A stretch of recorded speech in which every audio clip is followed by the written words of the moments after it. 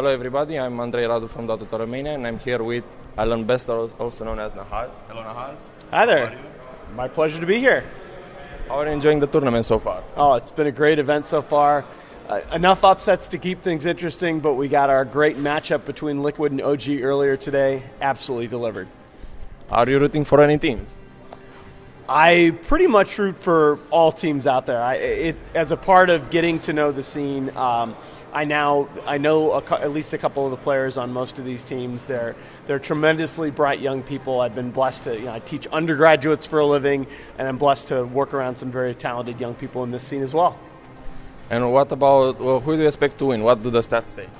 Well, the stats say it's very, very hard to pick against OG at this point. The level on which they're playing is just remarkable. Certainly Liquid playing on that very high level as well, and maybe you put newbie up there who are not at this particular tournament.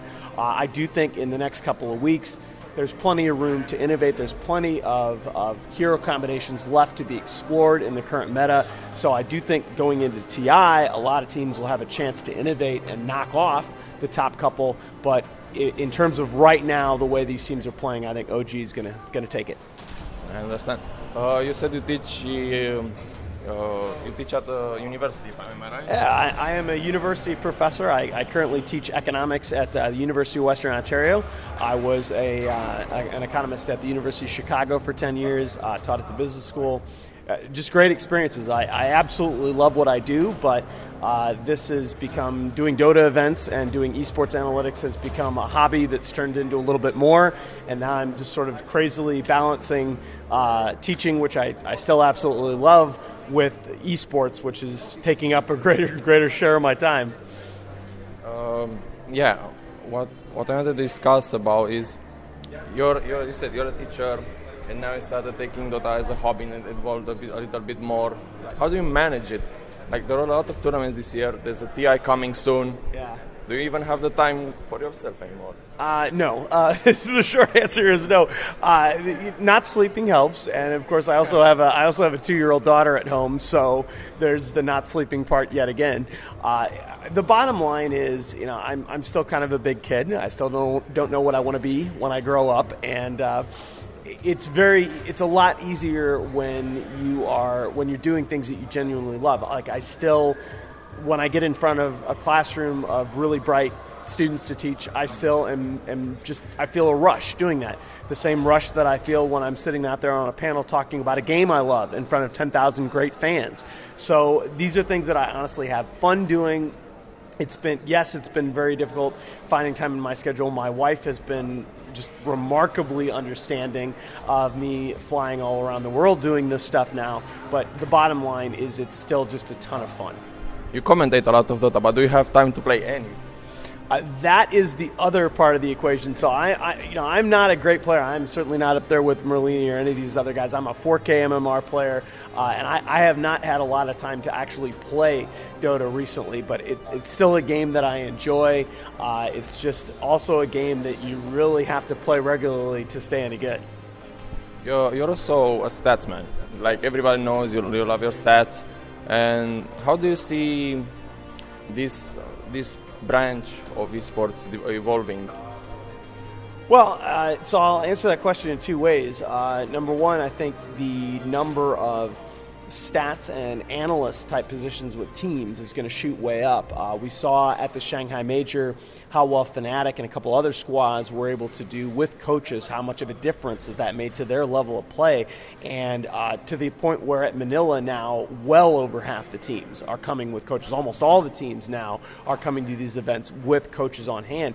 And I know some of the guys that are doing coaching for some of these teams now, and I've given them the same advice that I gave to my MBA students, and that's think like a manager from day one. Start immediately thinking about tasks that you can delegate, because there's so much information out there. There's so many replays. There's so many numbers and data available out there right now. You're just not going to be able to process it all, and you want to put as much good information as you can in front of your team to help them improve their level of play. So I really do feel like stats and analyst positions are a natural outgrowth of the increased prominence of the coaching role. The other thing that I'll say is an outgrowth of the fact that there's just so much information right now. The amount of data that we're able to gather in Dota is perhaps more so than any other esport right now. We can go and fully parse these replays. Every match that we have in the data, we can go and fully parse all of the information, pick apart item timings, pick apart the position of every hero on the map at any given moment, what they're doing, whether they're farming or fighting. These are the kinds of things that we're talking about, and I think that they're going to make some advances possible in Dota that we've only started to see in traditional sports right now. You know, things like ultimate zone rating in baseball, which measure the efficiency of a player making defensive plays at different points in the field. We're going to be able to develop the analog of that for Dota when we measure how effective teams, heroes, and players are at farming and fighting on different locations of the map at different times in the game. I understand. And I saw an interview with Join Dota.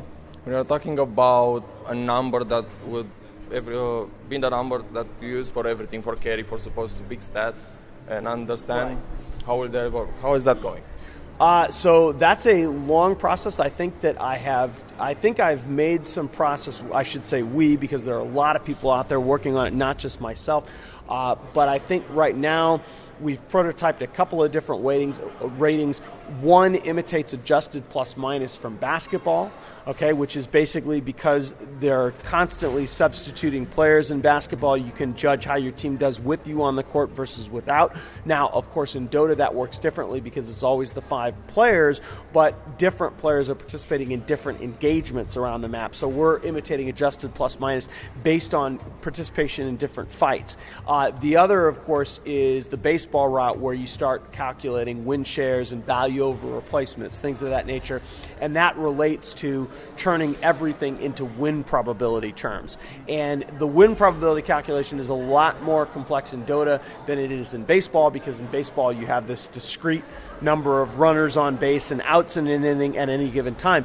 Dota is a much more continuous game. The number of variables in play is a lot larger, but the fact remains that if you can characterize the team's probability of winning a game as a function of the player's actions involved, you can then attribute how much of that team's wins is due to that player's actions, okay? And that's something that we have in progress. We're going to be debuting those calculations within the next couple of months, hopefully before TI, but maybe a little bit after.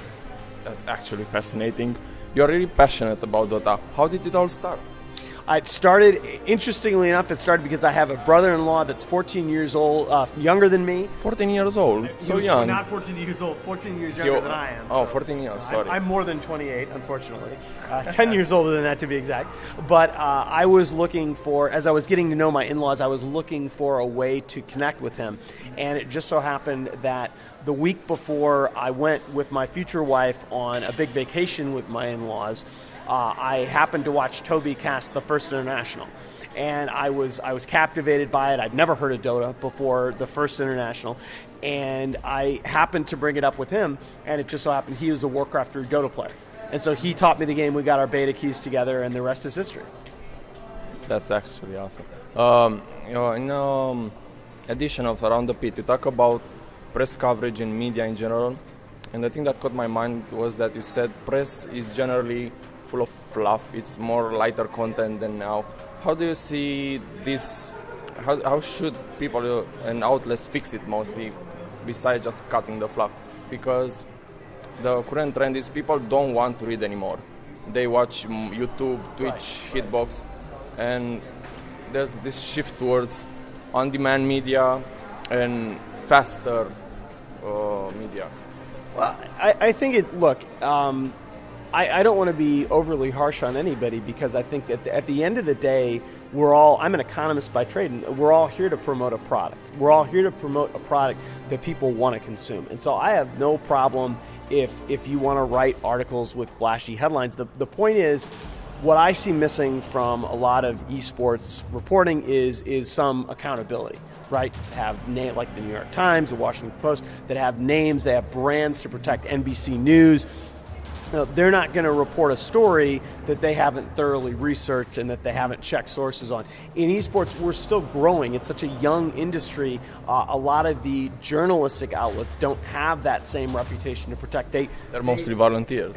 Well, at the end of the day, yeah, volunteerism is one problem. People need to be paid for their time. If we expect professional quality work, we need to be prepared to compensate people according to professional standards. I agree. The other part of it, though, is that we need strong brands to come along and take on a leadership role and be willing to stand behind their product. It needs to be, esports journalism needs to become about more than page views. It needs to become about building a quality product and a reputation over time. Thank you very much, Nahaz. It has been a pleasure.